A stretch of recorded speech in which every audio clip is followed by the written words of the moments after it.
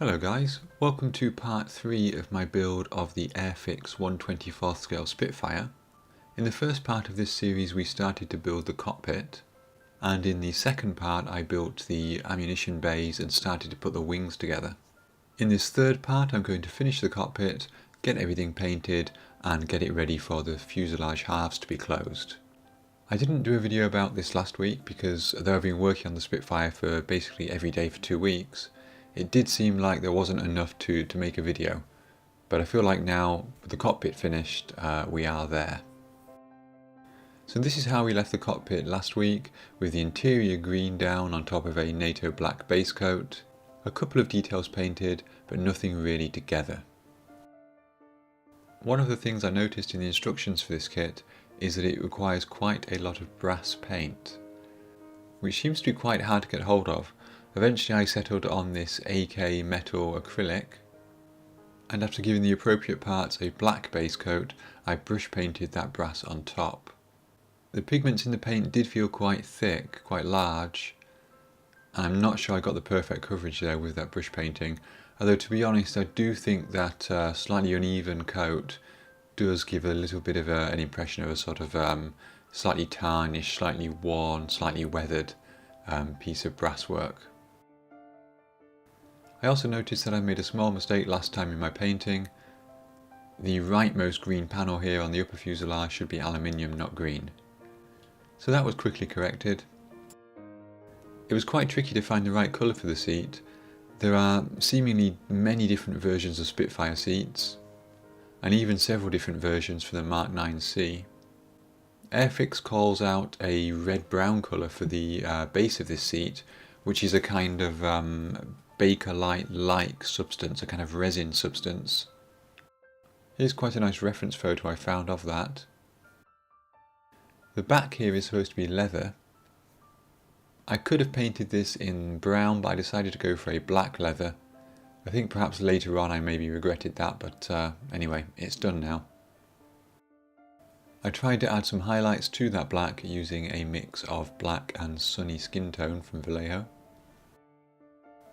To give a bit of texture to that seat and make it look a little bit more like the reference photo, I tried putting on some oil paint, blending it slightly, trying to just break up that solid texture. I think it worked okay on the brown, but using the buff to highlight the black leather didn't really work quite as well. The seat belts were given a coat of Tamiya XF57, which is buff, and then a sepia oil wash, with the buckles picked out in the brass colour.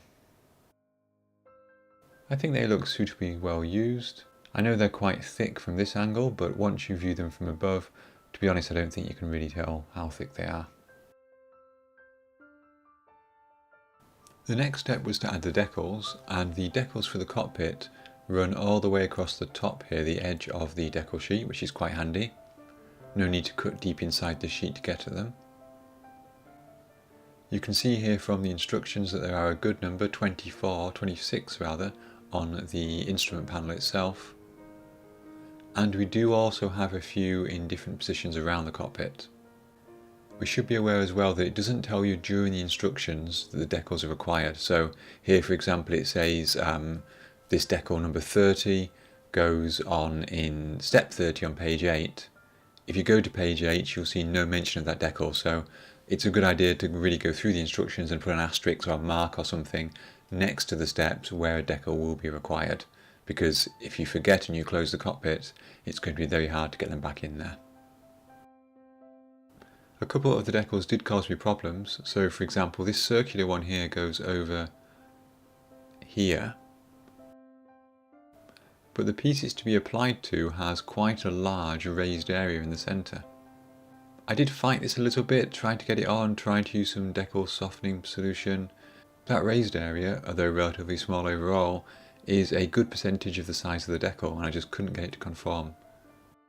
Equally here, this decal goes in the centre of this gauge, and the gauge also has a raised area in the centre, but this one did actually manage to go down.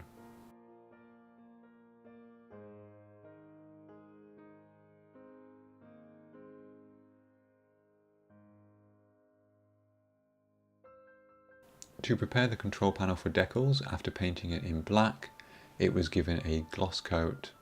This is actually two slightly different shades, so the background is NATO black and the centre panel there is black, just to add a bit of variation. These decals generally went down pretty well.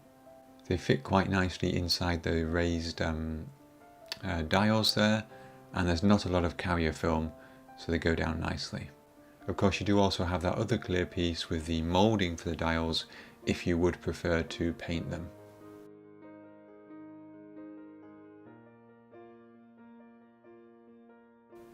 There are also a couple of placards for the cockpit wall.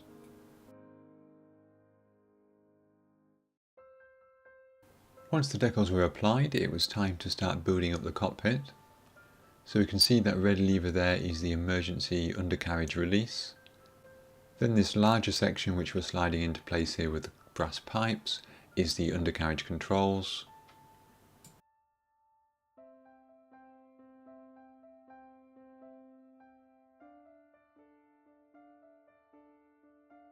Then we have the rudder controls. These slide in from the front and you have to be a little bit careful not to scrape off any paint that you've applied.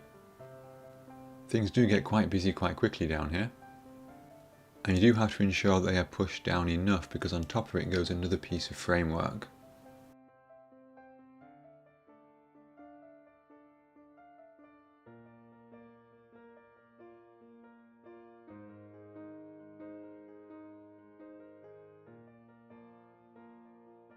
We also have this firewall here that goes behind the instrument panel.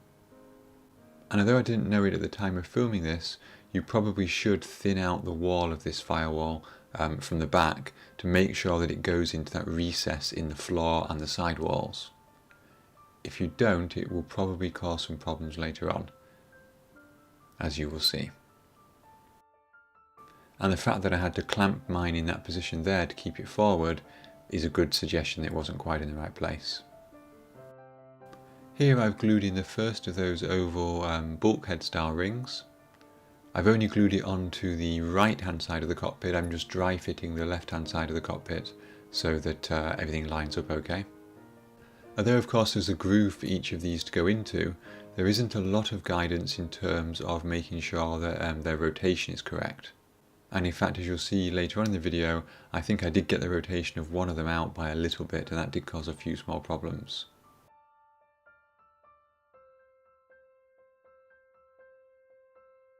On the left port side of the cockpit wall, we have these bottles here. They were airbrushed in the base colour of grey, with the aluminium and the brass hand painted, brush painted. These levers here at the top of the panel are the throttle control and the propeller pitch control. These two small wheels with the decals are the rudder and the elevator trim controls.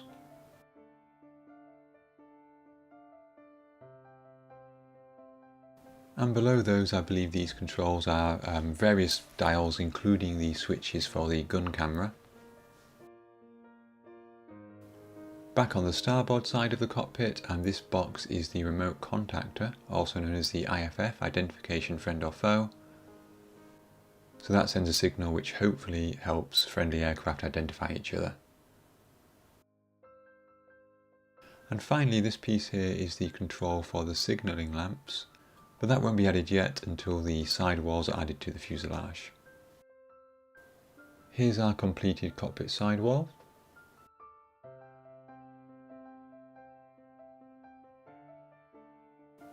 I used the sponge chipping technique with some aluminium paint to chip just very lightly around the seat and a little on that back armour there.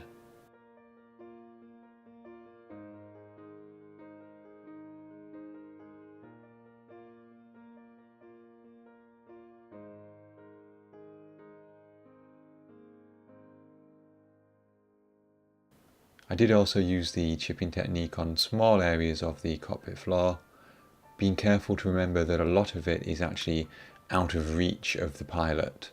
So for example, that big open area there, the seat goes above, I don't think the pilot could really get his feet down there, and therefore it shouldn't really be chipped.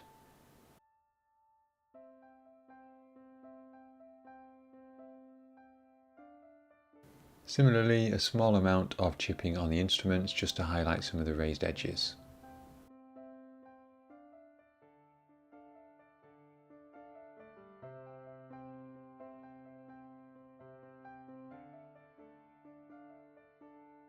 The control column is a bit of a challenge to fit. You have to rotate it 90 degrees, push it here through this gap, and then rotate it 90 degrees to put it back into place.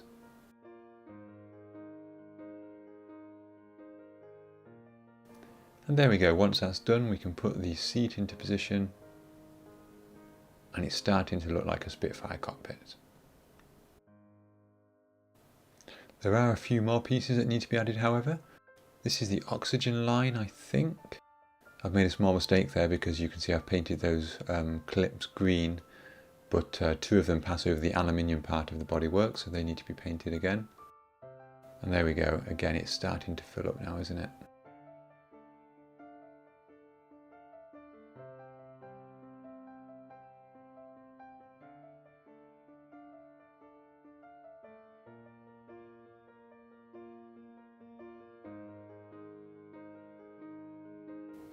This is where I put the sidewall in, the left sidewall. I used a small amount of tape there to hold it in position, but in reality it was quite easy to hold there with that sort of tongue and groove kind of system that Airfix use. Now, what did start to present me with more of a problem was attaching this cockpit to the fuselage side. So ostensibly it goes in quite easily, like so. And we have to make sure that at the front here that this clip is in the right place. It's quite easy to do. However, I did find that as we put that in place, we seem to get a bit of a gap here between the top of the sidewall and the fuselage. That gap shouldn't be there, and it was a bit of a fight to get it in place. And another problem with that is if we look at the instrument panel here, you can see that the top of the fuselage here clearly does not go to the halfway point of the instrument panel, which means if the left hand side does the same thing, we're going to have a huge gap there. Or if there isn't a gap there, then we're going to have the cockpit rotated. So it is a bit of a fiddle, and that's where I had to start taking off quite a lot of material from those two panels behind the instrument panel. You can see that I've done that there, and I had to do a little bit more as well to get it into place. I also found that this bulkhead here behind the pilot seat, the first aluminium one, really didn't want to meet the top of the fuselage. It wanted to have a mil gap there, which is not ideal. And of course, to make matters even more complicated, we need to make sure that the front is correct, ready for this bulkhead here to go in place for the engine. So it's quite a few things to handle at once. I found it easiest just to glue the cockpit to the right hand side fuselage wall first of all, let that be in the right place, let that set up nicely, and then deal with the left hand side separately. I also found it easier, as you can see here, to get rid of those individual slots that go behind the instrument panel on the fuselage halves, just basically to cut those away with a knife. I do love the detail though here. Look at this. This is the spare bulbs for the gun sight. Clear parts. Just a bit of brass around them for the connectors. Really nice bit of detail there. Once the first half was in place, I could connect that radio at the back, although to be honest, you're not going to see that. I don't think the Tamiya kit even includes that. And then attempt to get the left side of the fuselage on. And as you can see, even with the tops of the fuselage aligned here, there's this gap here on this bulkhead. And I think this is my mistake. If you look at that front to rear beam there, you can see it's not quite central, it's not quite lined up with the seams in the fuselage halves. And I think somewhere in there, I've got the rotation of those bulkheads, or one of those bulkheads, ever so slightly out. And that's what's been causing the problems that I've been having, I think. So yes, I'm going to take the credit for that mistake. It was correctable, it just needed a little bit of work. but it did make my life slightly harder than it needed to be, and it made this point here at the front of the cockpit just ever so slightly tighter and harder to achieve. What I did do in the end to achieve this was to glue this bit first, the cowling in front of the instrument panel, get that set up properly with that engine bulkhead in place, and then come back later and glue the spine of the cockpit. So guys, there we go. That was a relatively quick video representing about 2 weeks worth of work. Of course, I've been doing other things on the Spitfire as well, and I've been working on other modelling projects, and I've been working on other things in life in general. But yes, that's our cockpit done on our Spitfire. I decided not to do too much in terms of weathering there. Obviously I did the chipping. I didn't really do any washes in there because I don't think it'd be that obvious, and I quite like the clean look, to be honest, as well. In the meantime, I have been working on the engine, and that will be my next video. And then hopefully the video after that will be everything starting to come together and to maybe even get some paint on the exterior, who knows. So until that video, thank you to everyone for watching. Thank you to my YouTube members and Patreon supporters.